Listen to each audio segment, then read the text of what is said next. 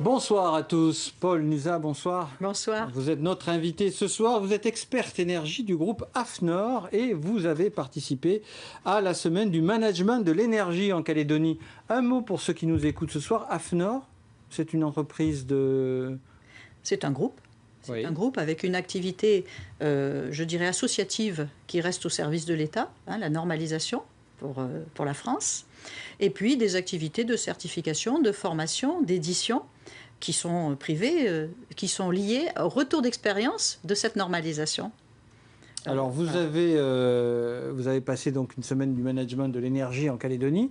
De quels outils on doit se doter pour avoir des résultats, pour réduire cette consommation d'énergie et des gaz à effet de serre dans le domaine bien sûr de l'industrie ou des entreprises? Oui. Pour les particuliers, cela existe aussi. La première méthode numéro 1, c'est de faire un bon état des lieux. Et on appelle cela un diagnostic énergétique. Si je suis un particulier, c'est un diagnostic énergétique à la maison, qui m'est proposé par mon fournisseur d'énergie, par exemple, ou par un professionnel. Eh bien, pour toutes les entreprises ou structures, comme par exemple un hôpital, un aéroport, un grand hôtel ou même un petit hôtel, eh bien, il y a cette même démarche d'état des lieux. On se pose, on met en place le plan d'action proposé par le professionnel, et ensuite on peut aller plus loin en utilisant une méthode qui est internationale, qui s'appelle ISO 50001. Voilà, c'est un sigle en fait. C'est un sigle. Ça veut dire quoi en clair? ISO, cela signifie que c'est reconnu au niveau international, donc c'est vrai sur l'ensemble de la planète. Et puis 50001, c'est un numéro, une numérotation de normes. Alors vous avez parlé d'un hôpital, on en a un là, le Medipol de Kutcho. Bien sûr. Donc j'imagine que votre savoir-faire a été mis à contribution. Alors pas encore, car je viens d'arriver, et puis que la démarche est lancée en Nouvelle-Calédonie.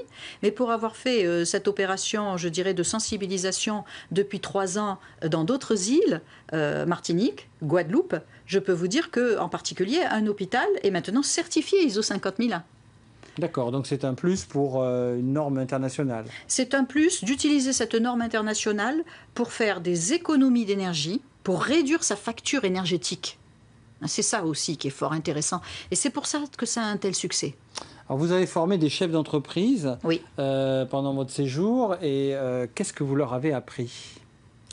Je leur ai appris déjà ce qu'était cet état des lieux.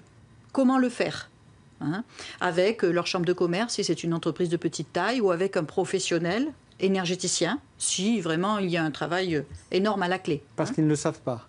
Ah, ce sont des méthodes quand même de professionnels. Et concrètement, un exemple? Alors on va décortiquer la structure.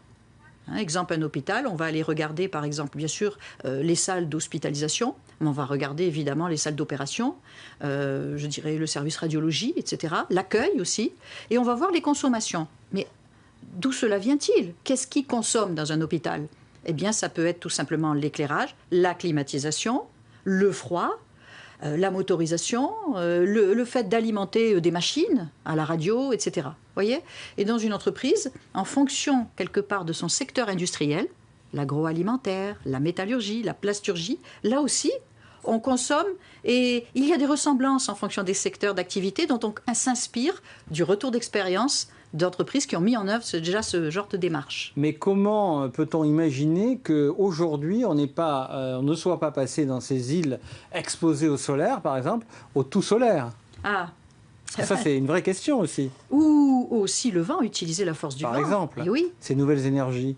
Mais tout simplement parce que je dirais que tout cela est quand même lié à la transition énergétique et aux décisions internationales récentes de se lancer dans une lutte contre les changements climatiques.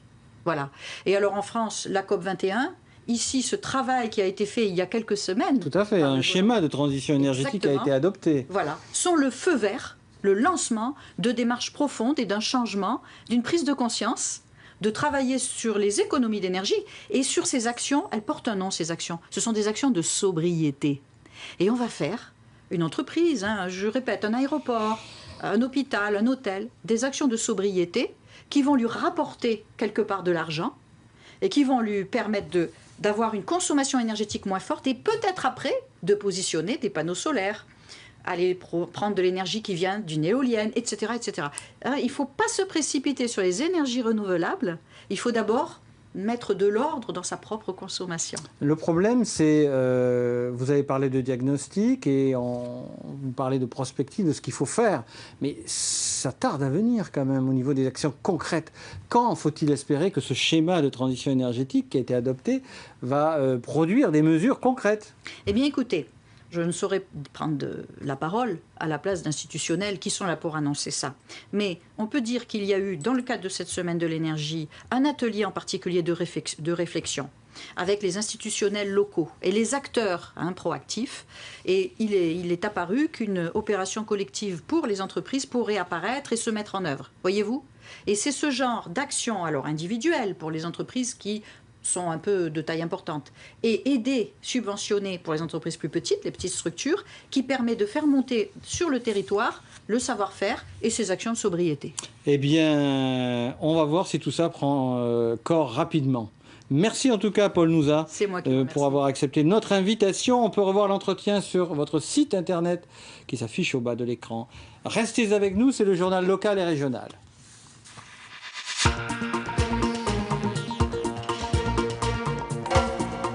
L'info continue, retrouvez-nous à 19h30.